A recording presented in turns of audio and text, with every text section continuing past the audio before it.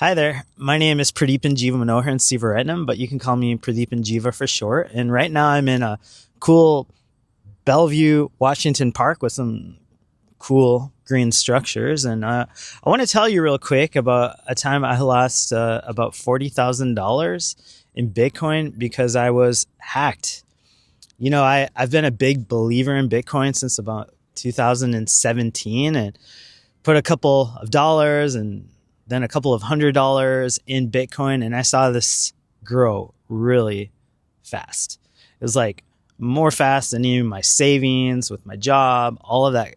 And it grew to a point where I thought, like, man, maybe I can be a homeowner, or I'm going to be able to take care of my family in a significant way. I'm a special needs dad. And I was like, my son is going to be set, even if he can't work, he's going to be taken care of.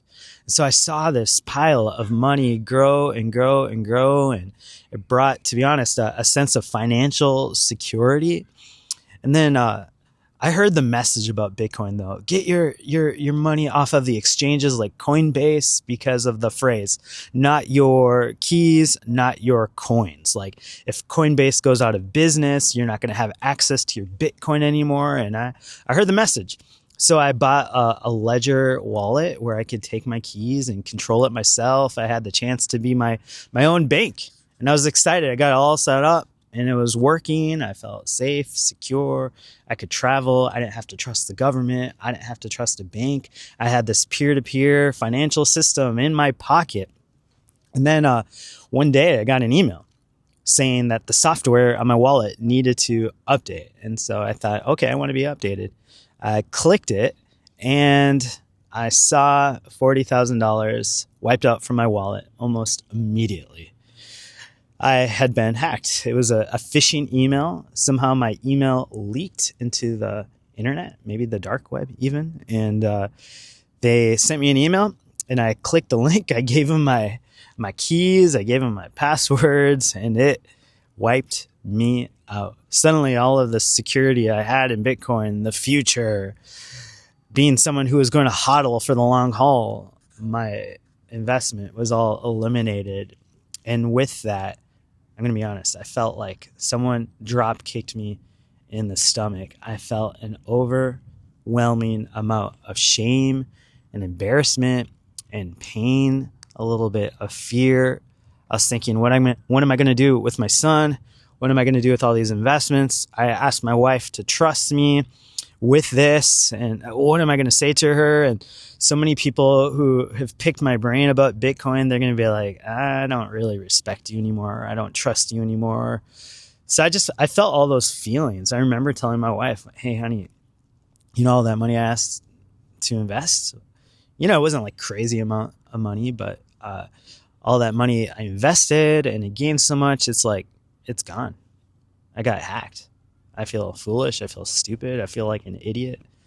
Thank you for trusting me, but I think I might have betrayed your trust. And so that was a very, very painful time for me. And it was also, though, like a wake-up call. It was like a $40,000 lesson, I had to ask myself, am I investing in things that will really last? Am I investing in things that will really matter? And I learned lessons, like practical lessons, like, okay, maybe diversify your Bitcoin investments, like maybe put some on a ledger, like have your own bank and don't get hacked by a phishing scam, and maybe keep some on an exchange because it's insured, right, by the government if you're in America, or maybe have some in an ETF, like the Fidelity ETF, because that's also insured. Yes, those are like practical life lessons I learned, but also, like on a more like value-based level, I realize like the things that are like earthly and temporary that we invest in, they're fleeting. I mean, something can always happen, and so you gotta make sure you're living for something that will last. And to be honest, one of the reasons I'm like relaunching this YouTube channel is because I want to help people have this wake-up call as well, where we're not just like living for our resumes or living for our bank accounts or living for followers. Like, and those things, yes, they can be important, and yes, they can help us find purpose or to make a difference or have some security. And I'm not against security, but I don't want us to just like invest our best in building our resume. But I want to kind of shift our mindset into thinking about something that lasts and living our lives, not for our resume, but for our eulogy. Now, our eulogy is what people close to us will say about us at our funeral when we die. And that lasts. That is a legacy. Those are words people want to hold on to like preserve your memory. Now, I'm a pastor, and so like I do funerals, and I see some people, they don't have a lot of words to say about the deceased. They'll say, yeah, he worked really hard at his job. Yeah, he was gone a lot of nights and didn't really seem like he was here for the family. And they won't outright say it like that because they don't want to be disrespectful. But if you read between the words and the lines, you can feel like, man, this person really wasn't in my life, or they didn't care about the family. What they prioritized was work and their resume and their reputation and their LinkedIn profile. But then there are some families where you hear them just saying, this was a person, yeah, they had a career and they had a reputation, but they were a great dad. They were a great mom. They were a great friend. They were a great brother or sister. They were there for me.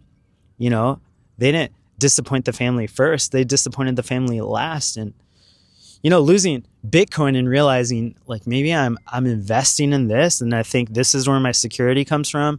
Like maybe that's the wrong idea. Now, I'm not against Bitcoin. I still have Bitcoin. I still am putting more in it. I'm a person who does the DCA strategy. I do a dollar cost average where I put a little bit in regularly.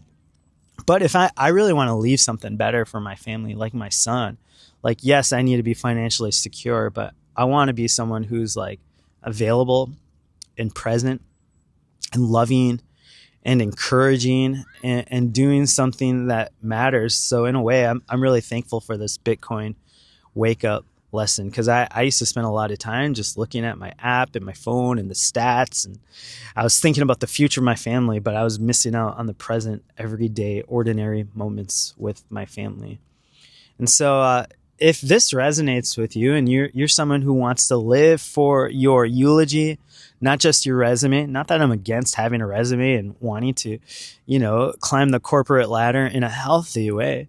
But for those of us who are saying, I want to be someone who disappoints my family last. I want to be someone who disappoints my friends last. And I want to be someone who adds value to the people around me and cares about the things that are important and significant. And I live in that way. I think you should stick around in this channel.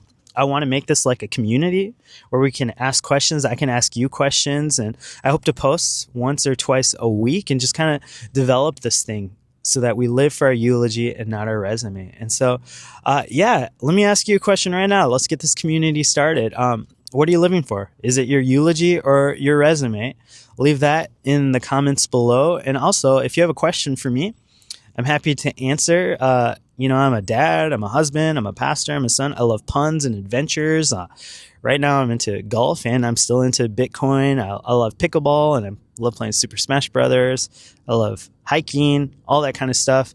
If you have any questions about the subjects, please ask me. But for right now, just answer that question in the comments. Are you living for your resume or your eulogy? And if you resonate, please hit subscribe as well. Well, God bless you. See you next time.